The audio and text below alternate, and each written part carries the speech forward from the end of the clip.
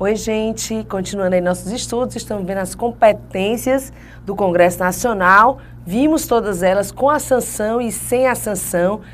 Iniciamos aí no vídeo passado as competências da Câmara e do Senado, para a gente fazer uma comparação com a do Congresso. Lembra que as competências da Câmara, se materializam por resolução. E a gente viu que o inciso 3, 4 e 5 do 51 são iguais às competências lá do Senado, inciso 12, 13 e 14 do 52. Interessante aqui, olha. Câmara compete privativamente à Câmara dos Deputados. Na verdade, eu só tenho que estudar o inciso 1 e o 2. Autorizar por 2/3 de seus membros a instauração do processo contra o presidente, o vice-presidente da República e os ministros de Estado. É uma condição de admissibilidade. O presidente da República, por exemplo, só pode ser processado e julgado depois que a Câmara autorizar. Se ele for processado processado por crime de responsabilidade, aí ele vai para o Senado. Se for crime comum, Supremo Tribunal Federal. Mas, por enquanto, só fica com essa informação. Quem autoriza a condição de admissibilidade é a Câmara dos Deputados. Então, você memoriza aí. Autorizar 2/3 dos seus membros a instauração do processo contra o presidente, o vice e os ministros de Estado. Aí eu venho para o inciso 2. Proceder à tomada de contas do presidente da República quando não apresentados ao Congresso Nacional dentro de 60 dias após a abertura da sessão legislativa. Você vai chegar a uma conclusão. Que conclusão? O presidente da República tem que apresentar a prestação de contas do exercício anterior, porque nós vivemos numa república, a nossa forma de governo é republicana. E aí tem essa prestação de contas. Se você for lá para o artigo, estou aqui com o Vadimec da Lidiane, que ela esqueceu aqui no estúdio, certo? Só para que ela não pode viver sem mim, ela esquece para eu poder pegar. Então, e hoje eu esqueci a minha Constituição, tá tudo ótimo. Então, você vai pegar aí, na sua Constituição, no seu artigo 84, pega aí o inciso 24, que ele vai dizer o seguinte: compete privativamente ao presidente, olha o inciso 24, prestar anualmente ao Congresso Nacional, dentro de 60 dias após a abertura da sessão legislativa, as contas referentes ao exercício anterior. Então, o presidente tem que fazer isso. Quem julga essas contas? Você já viu, está lá no artigo 49, inciso 9, que quem julga essas contas é o Congresso Nacional. Tá, mas se o presidente não apresentar essas contas, Malu, aí quem procede à tomada de contas, que é a cobrança, é a Câmara dos Deputados. Gente, e ainda tem mais um detalhe. Se você for para o artigo 71, inciso 1, quem aprecia essas contas e sobre elas emite um parecer, pega aí o teu artigo 71, inciso 1, é o Tribunal de Contas da União. Então, peraí, o Congresso julga as contas, o Tribunal de Contas da União aprecia essas contas e sobre elas emite um parecer, e se o presidente da República não apresentar as contas no prazo de 60 dias depois de aberta a sessão legislativa, que a gente vai estudar no artigo 57, que a sessão legislativa, em tese, inicia no dia 2 de fevereiro, quem procede à tomada de contas é a Câmara. Se você prestar atenção, mudou o verbo, muda o órgão. Olha o detalhe. Muda o verbo, muda o órgão. Então, são essas duas competências da Câmara. Já que elaborar o seu regimento interno, tanto cabe à Câmara como cabe ao Senado, no 52, inciso 12. Dispor sobre sua organização, funcionamento, polícia, criação, transformação e extinção dos cargos, empregos e funções de seus serviços e a iniciativa da lei para a fixação da respectiva remuneração, a remuneração dos seus servidores. Observados os parâmetros estabelecidos na LDO, também está lá no 52, inciso 13. E eleger membros do Conselho da República, aqueles 6 brasileiros natos que a gente estudou no artigo 89, 2 nomeados pelo presidente, 2 eleitos pela Câmara, 2 eleitos pelo Senado, está lá no Senado, no artigo 52, inciso 14. Então, são 2 da Câmara. Quando você vem para o Senado, aí eu já tenho que ter mais uma atençãozinha. Por quê? Porque ele diz, compete privativamente ao Senado Federal. Também se materializa por resolução sem a sanção do presidente. Processar e julgar o presidente, o vice-presidente da República nos crimes de responsabilidade, bem como os ministros de Estado e os comandantes da Marinha, do Exército e da Aeronáutica nos crimes da mesma natureza conexo com aqueles. Os ministros, e aonde os ministros vão, aqui vai também o comandante da Marinha, do Exército e da Aeronáutica, só são processados e julgados no Senado Federal por crime de responsabilidade se crime conexo, se ele cometer crime conexo da mesma natureza como presidente ou vice. Tá? Mas no caso do presidente e o vice, o crime de responsabilidade é o Senado Federal. Então memoriza. Crime de responsabilidade dessas autoridades não é a Câmara, não é o Congresso, é o Senado Federal. Ponto.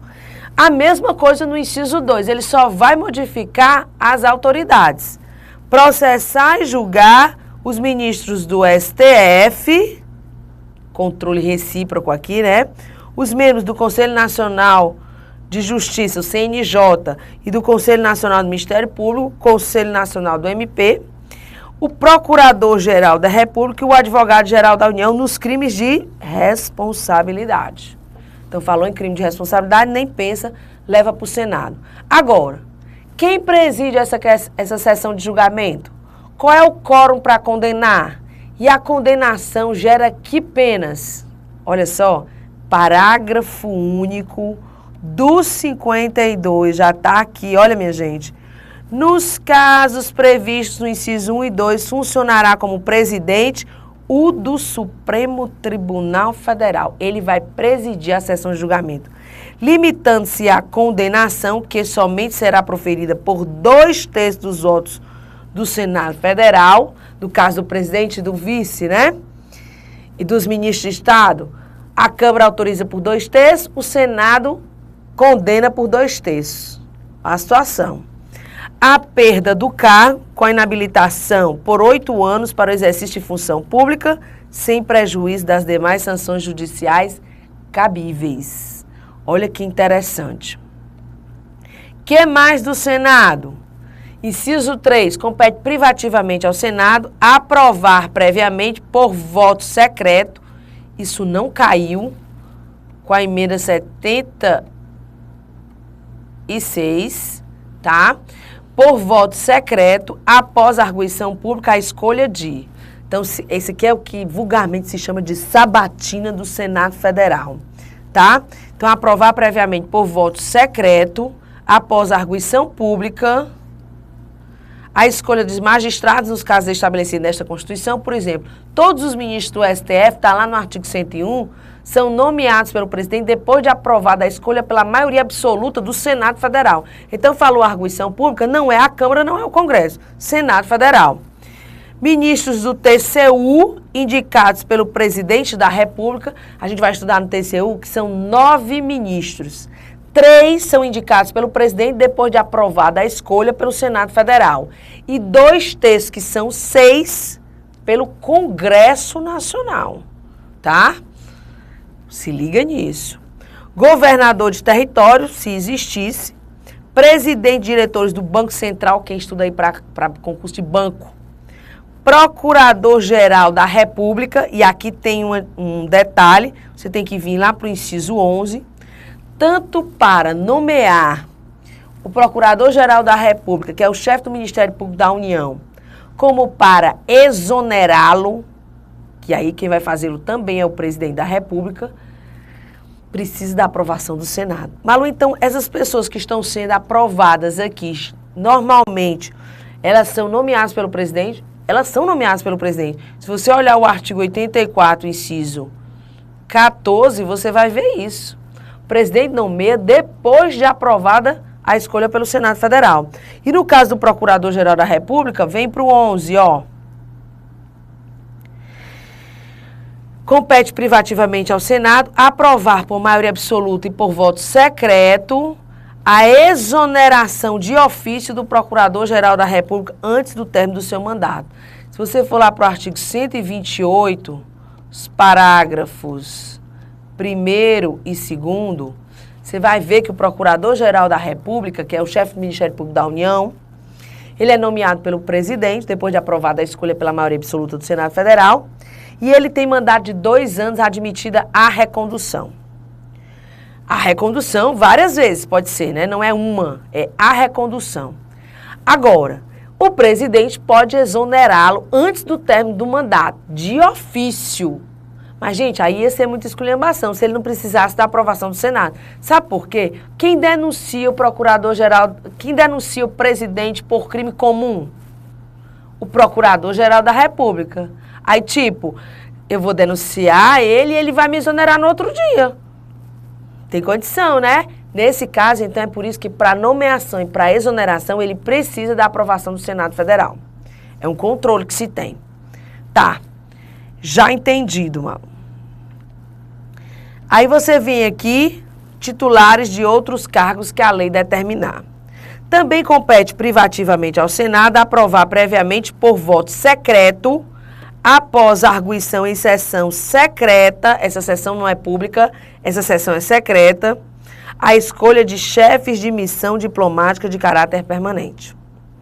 Autorizar operações externas de natureza financeira, seja de interesse da União, dos Estados, do DF, dos territórios dos municípios. Senado Federal. Memoriza, autorizar operações externas de natureza financeira. Não é da Câmara, não é do Congresso, leva para o Senado. O inciso 6. Fixar por proposta do presidente da República limites globais para o montante da dívida consolidada da União, dos Estados, do DF e dos municípios.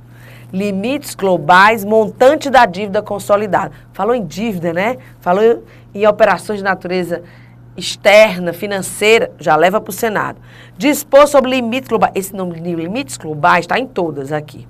Limites globais e condições para as operações de crédito externo e interno da União, dos Estados, do DF, dos municípios e de suas autarquias e demais entidades controladas pelo Poder Público Federal.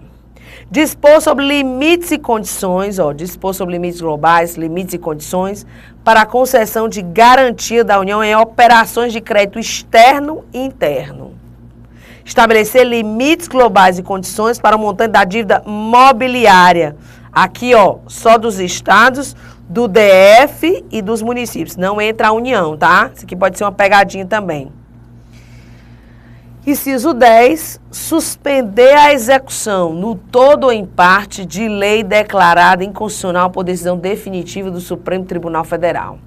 Suspender lei declarada inconstitucional, que aí você já leva para o Senado. Isso aqui a gente vai estudar em controle de constitucionalidade, quem é da área judiciária vai ver muito isso, que é o controle difuso, quando o processo chega ao STF, e é um caso concreto, aí ele julga definitivamente, declarando a inconstitucionalidade daquela lei, mas o efeito é interpartes, só entre as partes do processo.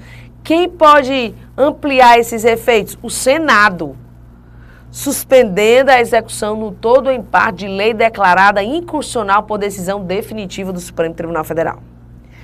O 12 e o 13 já vimos, o 11 também, e o 14, que são aqueles iguais, e, acrescentado pela emenda 42, avaliar periodicamente a funcionalidade do Sistema Tributário Nacional. Sistema Tributário Nacional. Avaliar periodicamente a funcionalidade em sua estrutura e seus componentes.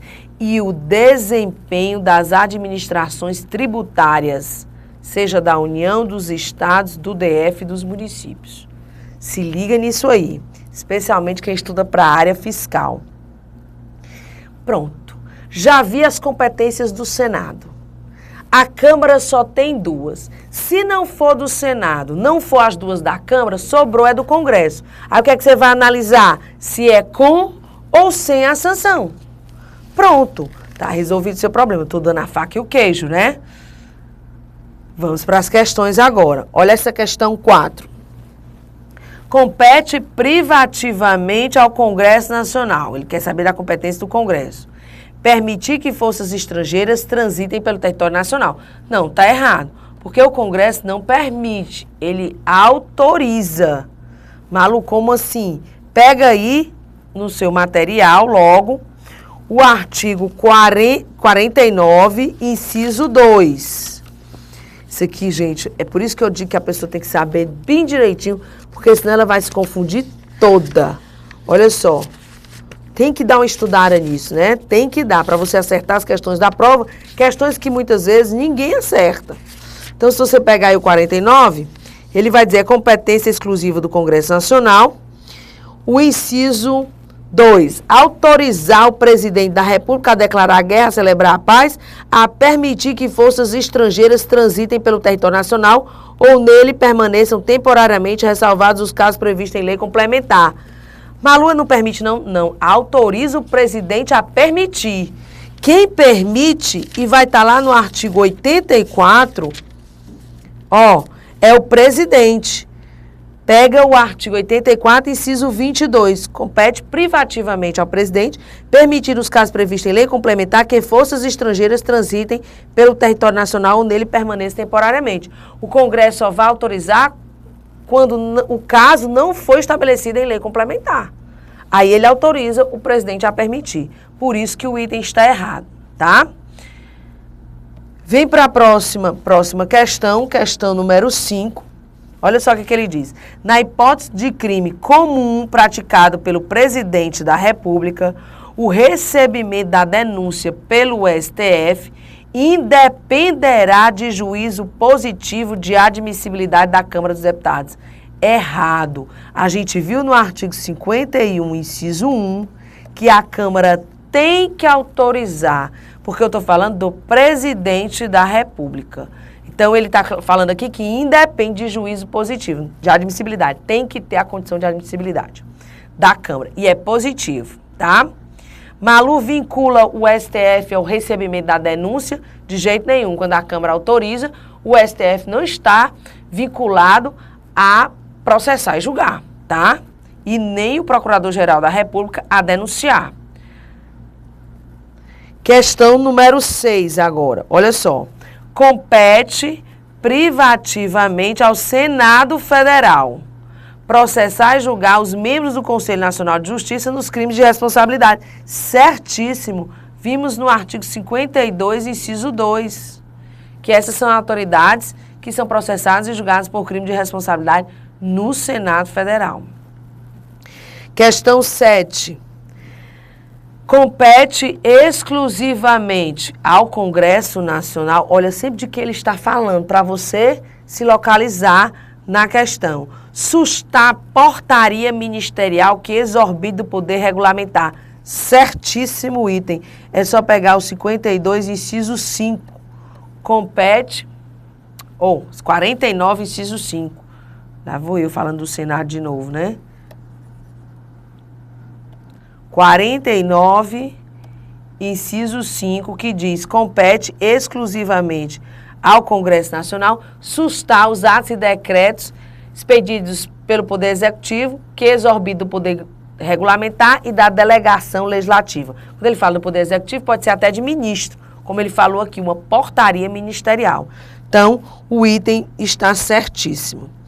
Vem para a questão de número 8.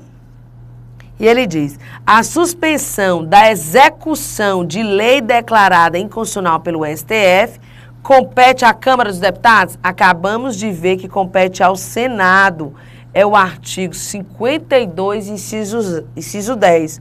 Suspensão da execução de lei declarada inconstitucional pelo STF compete ao Senado Federal. Tá vendo, gente, como é que eles fazem na prova? Eles só fazem confundir essas competências, só isso. Questão 9. A competência para julgar o presidente da República por crime de responsabilidade é do STF. Errado o item. A gente viu que é do Senado Federal. Desde que a Câmara dos Deputados autorize, pelo voto de 2/3, a instauração do processo de crime de responsabilidade. Qual é a condenação do Senado? 2/3. Olha que interessante. 2/3, né? Já memoriza assim. Olha só. As resoluções são atos normativos destinados a regular assunto de competência exclusiva do Congresso Nacional, incumbindo-lhe prioritariamente referendar atos emanados do presidente da República. Eu disse que é decreto legislativo. Malu, mas o Congresso Nacional também expede resoluções. Verdade. O Congresso Nacional também expede, mas as resoluções, elas têm um efeito interno.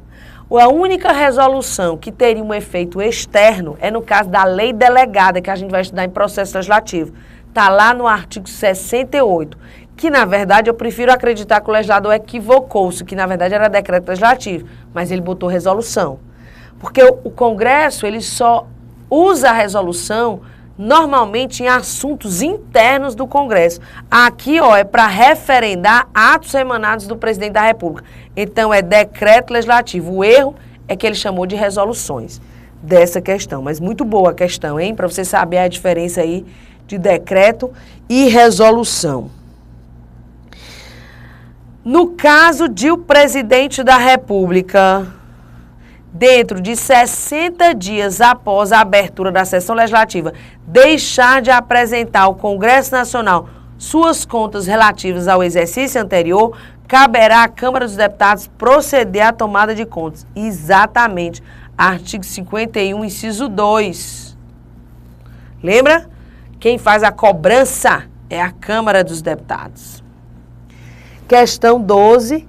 Cabe ao Congresso Nacional, com a sanção do presidente da República, olha só, ele quer já para o artigo 48, apreciar os atos de concessão e renovação de concessão de emissora de rádio e televisão, sendo essa situação conjunta exemplo prático da aplicação da doutrina dos freios e contrapesos. A pessoa diz, está tão bonitinho, ainda vê com essa história dos freios e contrapesos, deve estar errado. Pois não está não, porque é sem a sanção.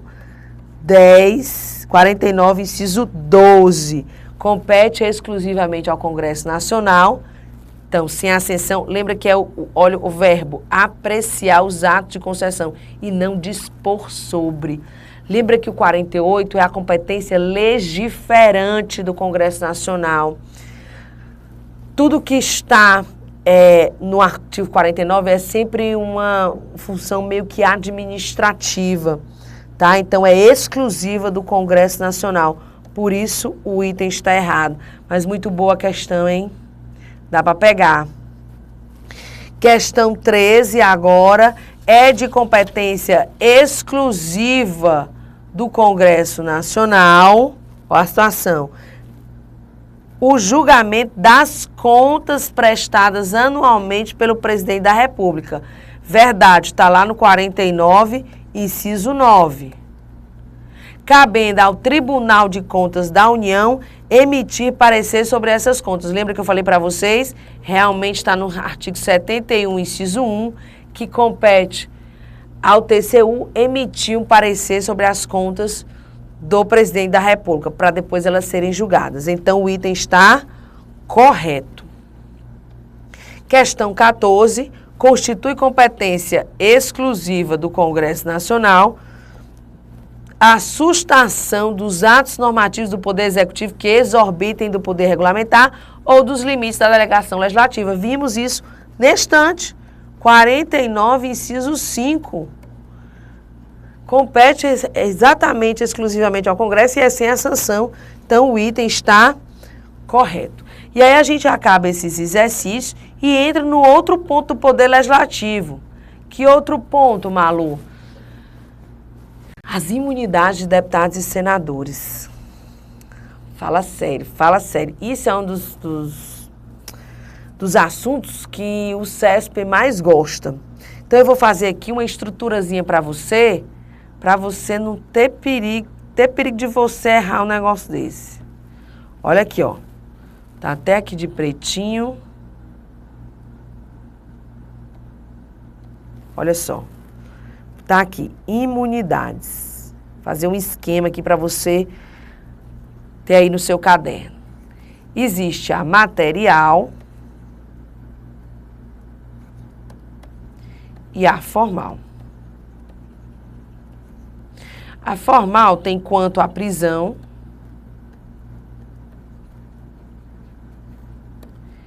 e quanto à suspensão do processo.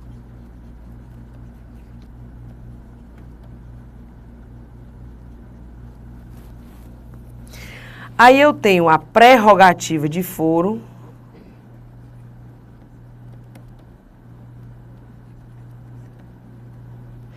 Eu tenho outras imunidades.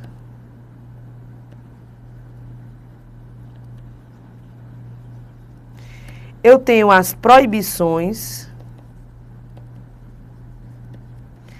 Eu tenho quando deputados e senadores perdem o mandato e quando deputados e senadores não perdem o mandato.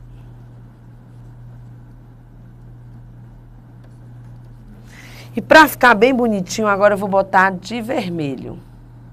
Vocês notaram que eu adoro vermelho, né? Com certeza já notaram. Aqui está no artigo 53, caput. Aqui está no artigo 53, parágrafo 2º. Aqui no artigo 53, mais parágrafos 3º a 5º. Aqui no artigo 53, parágrafo 1º. Aqui em artigo 53, parágrafos 6º a 8º. Aqui o artigo 54, aqui o artigo 55 e aqui o artigo 56.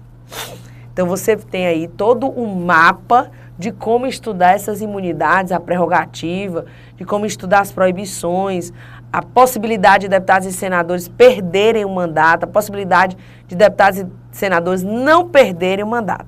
E nós vamos para o artigo 53. Olha só o que ele diz. Os deputados e senadores são invioláveis, civil e penalmente.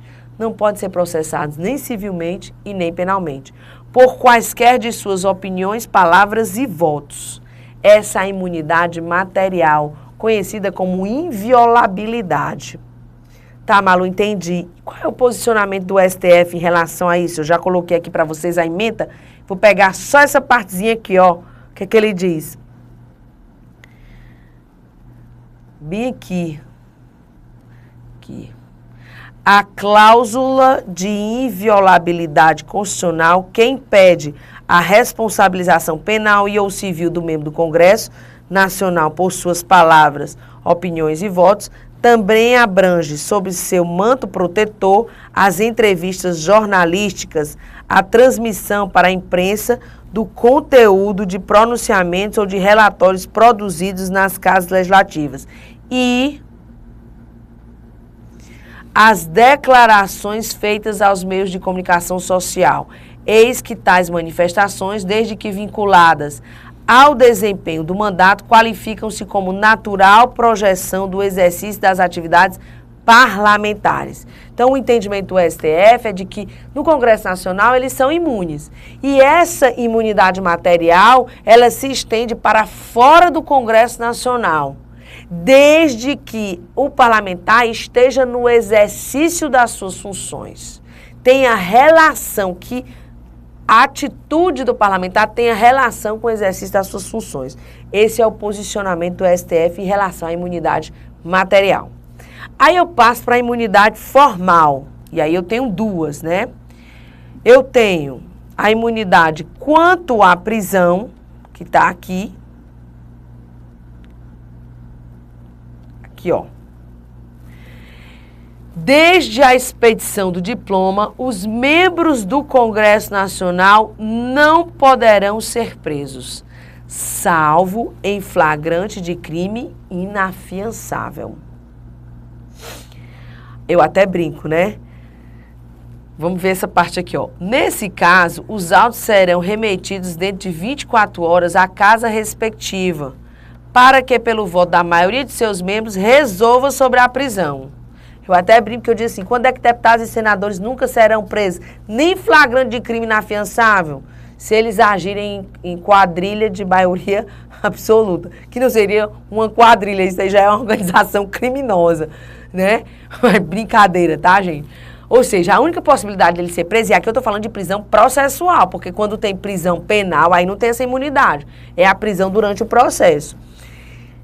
ele só pode ser preso em flagrante de crime inafiançável. E ainda nesse caso, os autos serão remetidos dentro de 24 horas à casa respectiva, para que, pelo voto da maioria absoluta de seus membros, por isso que é maioria absoluta, para resolver sobre essa prisão. Essa é outra imunidade formal, uma imunidade formal que ele tem. No próximo vídeo, a gente vai estudar ainda sobre a imunidade formal, quanto à suspensão do processo, acompanhando esse quadro que eu fiz para você, para lhe direcionar. Beijo grande, até o próximo vídeo.